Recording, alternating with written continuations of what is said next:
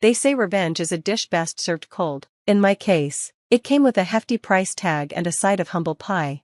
I'm Emma Sullivan, though my Uncle James always called me Emmy, while the rest of my family saw me as the black sheep who chose culinary school over a real career. Uncle James understood my passion for food and restaurants. He was the one who taught me that a great restaurant isn't just about the food, it's about creating experiences.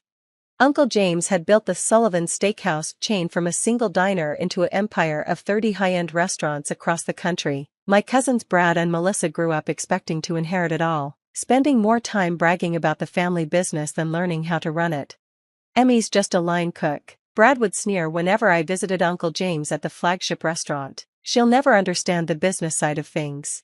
What they didn't know was that I spent every free moment learning from Uncle James, while they were partying on Daddy's credit cards. I was studying inventory management, profit margins, and customer psychology. Uncle James taught me everything, not just about cooking, but about running a successful restaurant empire. Watch and learn, Emmy, he'd say, showing me how he handled suppliers, managed staff, and kept the books. Success in this business isn't just about the food, it's about understanding people.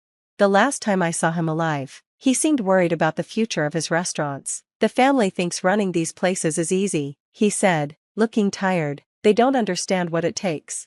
2 months later, Uncle James passed away unexpectedly. The family gathered at his mansion for the reading of the will, everyone dressed in expensive black outfits and false grief. I wore my chef's jacket, it seemed more appropriate somehow. Brad and Melissa could barely contain their excitement. They'd already been planning changes, talking about turning the high-end steakhouses into trendy fusion restaurants. "We'll make this place actually cool," Melissa had declared at the funeral reception, picking at the canapes I'd prepared. "None of this old-fashioned stuff." The family lawyer, Mr. Patterson, began reading the will. Uncle James had been very specific about his wishes. The mansion went to his sister, my Aunt Catherine, his cars to various family members, his art collection to museums. Finally, we got to the restaurants. And finally, my restaurant chain, Sullivan Steakhouse, including all 30 locations, assets, and associated properties, I leave to my niece, Emma Sullivan. The room erupted in chaos. Brad jumped to his feet, face red with anger. "This has to be a mistake. She's just a cook." Melissa burst into tears. "She doesn't know anything about business. She'll ruin everything." Aunt Catherine, their mother, turned to Mr. Patterson. "There must be some mistake. James always meant for the restaurants to stay in the direct family line." "Actually, Mr. Patterson said calmly, James was very clear about his choice. He left this letter explaining his decision." He pulled out an envelope and began reading Uncle James's words. "To my family, I know my decision may seem surprising to some of you, but while you were all busy planning how to spend the profits from my life's work, only Emmy showed real interest in learning how to run it. She understands that a restaurant is more than just a business, it's a place where memories are made, where celebrations become special, where food brings people together. She has both the skills and the heart to carry on my legacy." I sat quietly, tears in my eyes, as the letter continued. Uncle James had been preparing me for this for years, teaching me everything I needed to know. All those hours in the kitchen, all those late-night lessons about business, it had all been leading to this moment. But my family wasn't done fighting. Brad stepped forward, trying to look reasonable. "Look, Emmy," he said, using my childhood nickname for the first time in years, "let's be practical. You're a chef, a good one, sure, but running 30 restaurants? That's different. Why don't you let us buy you out? We'll give you a fair price." I thought about Uncle James, about all he'd taught me. "No," I said simply. "Uncle James wanted me to run the restaurants, so that's what I'm going to do." "Huh," Melissa laughed. "What does she know about running restaurants? She'll bankrupt us within a year." That's when I noticed something interesting about the stack of papers Mr. Patterson was holding. "Are those the special family membership cards?" I asked. He nodded. "Yes, part of the inheritance includes deciding how to handle the existing family benefits program." Ah, the family benefits program, one of my cousin's favorite perks. They'd been using their special cards to eat for free at any Sullivan's restaurant, often bringing large groups of friends along. Uncle James had maintained the program to keep peace in the family, but he'd confided in me how much it cost the business each year. "I'll need those," I said, reaching for the cards. "I have some changes to make." Over the next week, while my family was still reeling from the inheritance surprise, I got to work. I visited each restaurant, meeting with the staff, reviewing the books, and learning the specific challenges each location faced. Uncle James had taught me well. I already knew most of the managers and chefs, and they respected me as someone who understood both the kitchen and the business. Then I implemented my first major change, the family benefits program. New cards were issued to all family members with a significant modification. Instead of free meals, they would now be charged a 50% premium above regular menu prices. The response was immediate and explosive. My phone started ringing nonstop with angry relatives. "This is outrageous," Aunt Catherine screeched. "James would never have wanted this." "Actually," I replied calmly, "Uncle James kept detailed records of how much the family benefit program was costing the business. Last year alone, you and your children cost the restaurants over $300,000 in free meals and special treatments." That number silenced her for a moment. But we're family," she spluttered.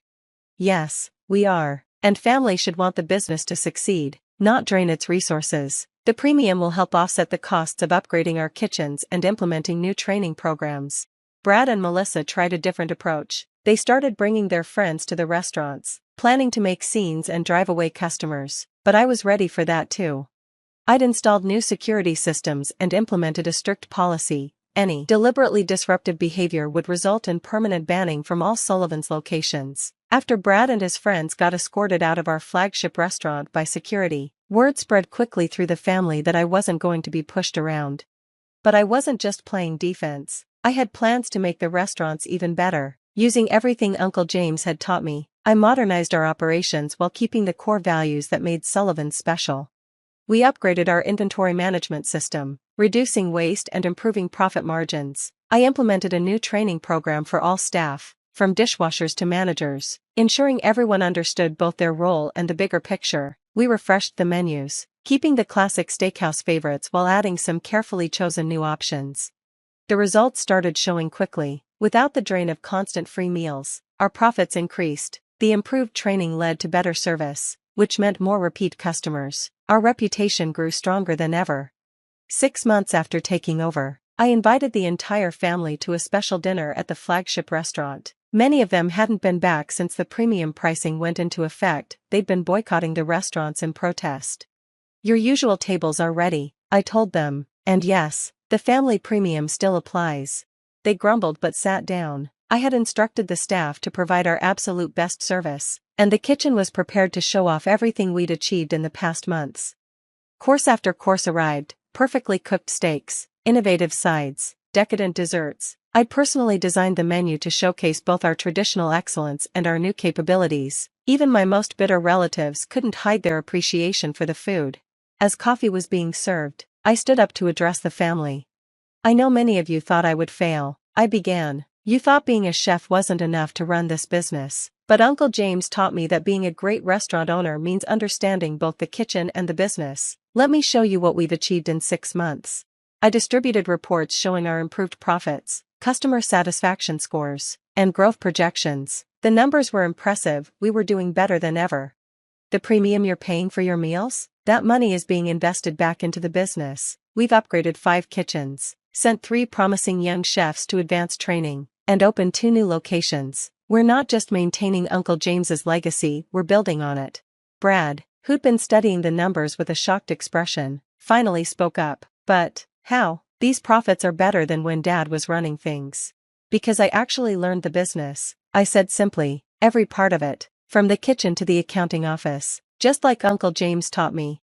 Melissa, who had been unusually quiet, suddenly burst out, "We were wrong about you, Emmy. You really do know what you're doing."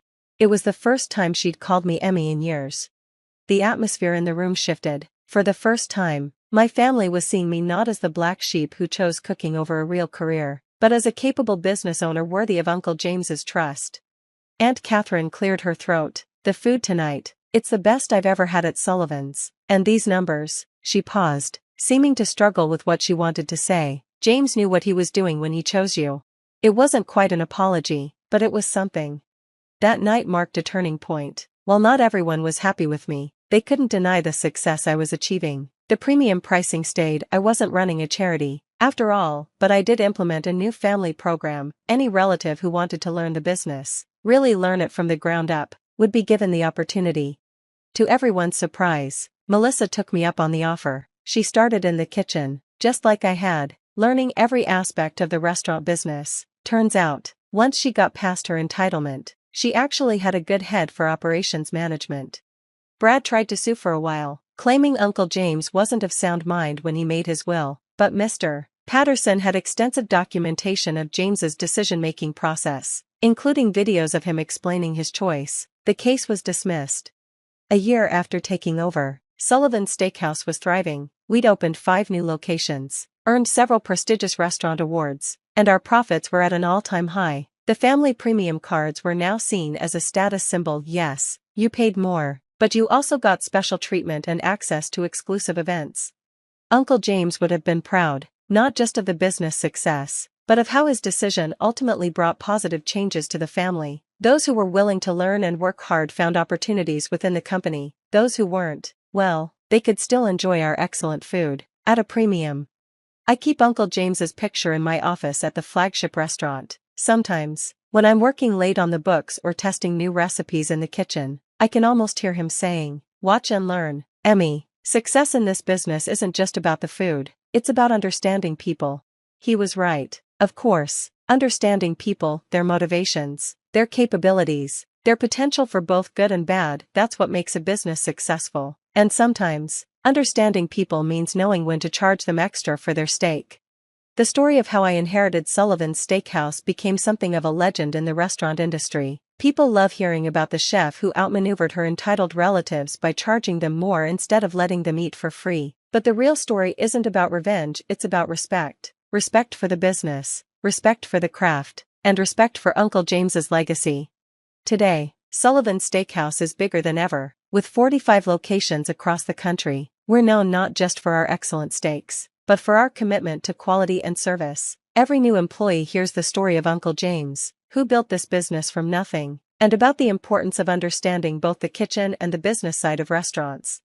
Melissa is now our director of operations, running the day-to-day business while I focus on strategic growth and maintaining our high standards. She's proven herself more than capable, once she stopped expecting everything to be handed to her. Brad, well, he still complains about the premium pricing, but he pays it. His kids, interestingly enough, have shown a genuine interest in the restaurant business. 2 of them are currently working their way up through our training program, learning the business the right way, from the ground up. Aunt Catherine eventually came around too. She still gets charged the family premium, but now she brags about how her niece turned the family business into an even bigger success. I suspect she's more proud of the premium pricing than she admits. It's become a status symbol in her social circle. The family benefit cards, with their distinctive gold trim and hefty premium, have become coveted items in certain circles. People actually ask to pay more now, wanting to be part of the exclusive program. Uncle James would have laughed at the irony.